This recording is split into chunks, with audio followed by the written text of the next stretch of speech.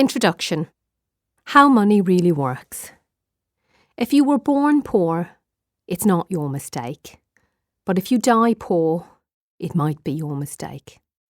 Very few people go through life without some unfulfilled hopes, aspirations and dreams. Most of us wish for better and spend a lifetime of striving, often working long and hard.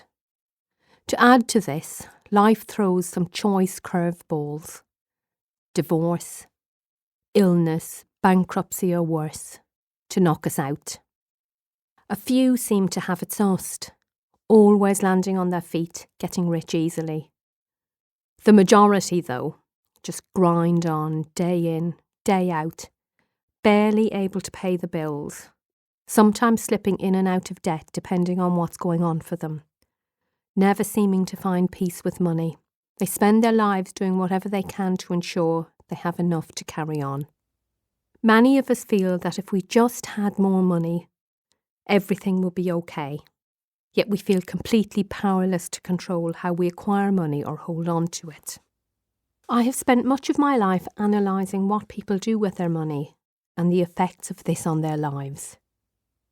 My dad grew up in an extremely wealthy family and my mother grew up in a very poor family and married my father for his family's wealth.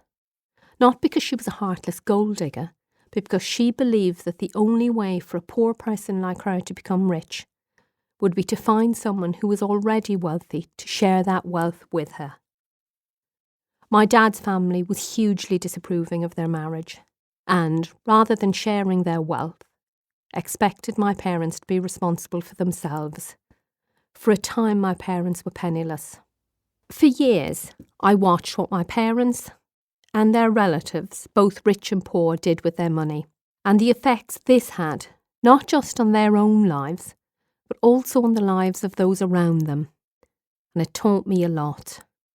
I saw from the people around me that whether you end up wealthy or in poverty is a choice. And you will discover it all depends on how you think and act with money.